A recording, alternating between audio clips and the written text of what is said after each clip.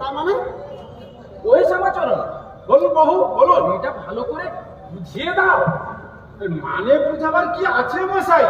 ইনি হচ্ছেন শ্রীমৎ জগৎগুরু কালিকানন্দ ভৈরব। এ ঘর খালি আছে, এনার আশ্রম হবে। ভাড়া কত দেবেন? ভাড়া কাল ওই শ্যামাচরণ, বলুন বাবু। তার কথাটা ভালো করে বুঝিয়ে দাও।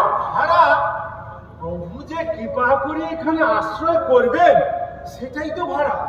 আর সেই ভাড়া নিয়েই তো আপনারা একেবারে বৈতরণী পার হয়ে যাবেন।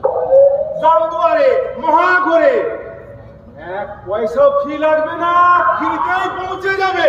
মাফ করবেন প্রভু, মাফ করবেন। আমরা তুচ্ছ মধ্যে জীব, আমাদের ওইসব পরমাসিক ভাড়া চলবে না। আমাদের চাই নগদ টাকা। টাকা কাল টাকা কি রে? টাকা মাটি, মাটি টাকা। আরে রজত আঞ্চল ছুড়ে অনন্ত নরক, সোজা গৌরব কুম্ভিপাকে ডুবে মরবি রে শালা। শালা শালা মানে তো আপনজন। হাতে মুক্তির ফলটি এনে দেব, সোজা কৈলাস চলে যাবে। বাবা চরণ, এদেরকে একবার একটু কালী কীর্তন শুনিয়ে দাও তো। বা আমাদের দুই সখী দাসীরা কোথায় গেল? ওরা আস্তে আস্তে, আমি দেখেছি ফুচকার দোকান দেখেছে, ওখানে দাঁড়িয়ে গেছে।